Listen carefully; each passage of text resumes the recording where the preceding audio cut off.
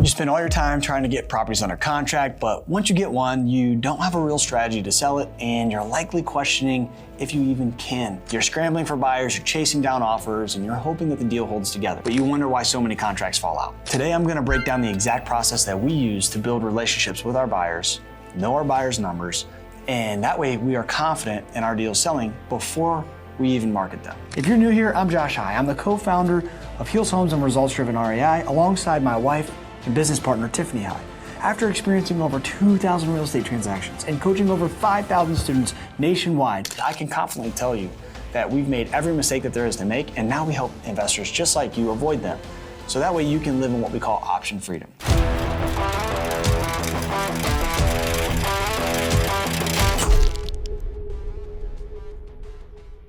There's a good chance that you either passed on a deal, which was a great opportunity without even knowing it, or you left some money on the table when you went to go dispo your deal. And here's what I mean. There's a house and you have a real estate investor who's a fix and flipper, and they want to make 20% return on their capital. Meaning if they buy a house for $150,000, they put $50,000 into it, their all-in investment is $200,000. If they want to make 20% on that, then they want to make $40,000. But then you have us, Heels Homes, our real estate investing company. Our minimum requirement on a deal is to make $30,000 lump sum. In that exact scenario, we are able to pay $10,000 more simply because our profit criteria is different, and the way in which we measure our profits is different. So if you don't understand how your buyers are making their buying decisions, how they're measuring profits, and what their minimum profit requirements are, then you could be completely mispricing deals. Not only that, but think of this. If you were to go and make an offer on a seller and you're operating with this framework, okay? This framework is the famous and infamous Mayo formula, MAO, maximum allowable offer. And oftentimes in the industry, this is really quick napkin math, where you take the ARV and you multiply it by 0.7, and then you subtract your repairs, and that's what someone's going to be able to purchase the property for. Let's stick with this example where an investor is looking at this deal. It's worth $250,000, and we're evaluating 3 different types of buyers. We've got the minimum lump sum buyer like Heels Homes who wants $30,000. We've got the percent ROI buyer who wants to make 20% on their money. And then we have the famous MAO all in at 70% buyer, okay? Again, ARV is $250,000. This house needs $50,000 in repairs. Let's grab a calculator really quick and run through the numbers. If the ARV is $250 times 0.7, which is all in at 70%, that gets us $175. Now we've got to take $175 and subtract our repairs to see what we think that buyer would pay for that deal. So again, it's $50,000 repairs, so 175 minus 50 is 125. Okay, so this buyer is willing to pay $125,000 for this deal using the napkin math equation of ARV times 0.7 minus repairs. Now, look at this deal analyzer. This is Heels Homes. If you see here on the screen, Heels Homes is able to buy this exact same property for $150,000, because you can see where I have the red circle, the minimum profit is $29,000 and some change, which is close enough. That's a deal that we would do. Now look at this deal analyzer.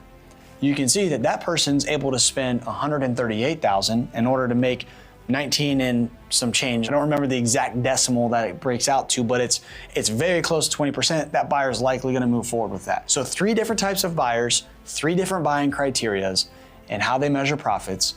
And you have one at 125, one at 138, and one at 150. I think it's a no-brainer who you would want to send that deal to, but think through this.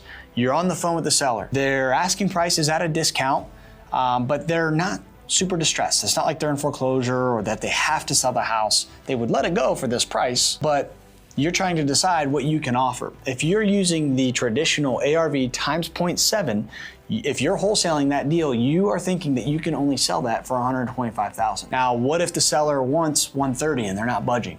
Heck, even if they want 140 and they're not budging. Well, when you understand how your buyers are measuring their profits in their minimum profit criteria, you know that you have Heels Homes over here who's willing to buy that house for $150,000. So you could even lock it up at 140. You could lock it up at 130 instead of lowballing that person thinking you're gonna only be able to sell it for $125,000. And if you wanna make $10,000 on that assignment, then you've gotta offer $115,000. You see how far off that is?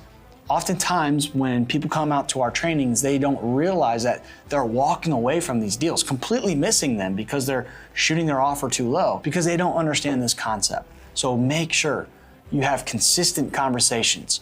What I mean by consistent, our framework and our process goes like this. Our dispo team is talking to buyers every single quarter. And the reason why they're talking to them every quarter is because, as we go into quarter 4, for example, or even in quarter 3, the properties that rehabbers are buying in quarter 3 are likely going to go over under construction and listed in quarter 4. And quarter 4, oftentimes, historically speaking, is the lowest activity in our market. It's really cold out. People don't want to move when it's extremely cold. It's also the holidays. By the time you get to Thanksgiving, it's almost like nobody wants to talk business until after Christmas. So you're losing a whole entire month and a half right there alone. So we just got to make sure we're on the phone with our buyers and asking them, hey, are you still buying?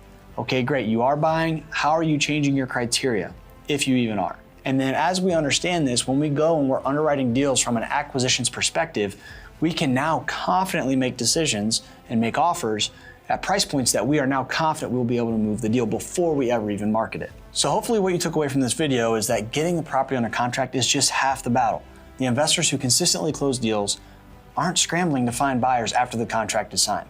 They've already built the buyers list. They've built the relationships with those buyers and the process before ever needing it. And that's exactly why we spend so much time teaching investors how to build the right systems around acquisitions and dispositions. If you want to see how we build our buyers list, create predictable deal flow, and put the systems in place to help us consistently close deals, then you need to be in our next live training. We'll walk you through the process, systems, and strategies that we've used through thousands of transactions so you can stop piecing things together and start building a business that scales. I'll put the link in the description below. It's completely free, guys. I'll see you there.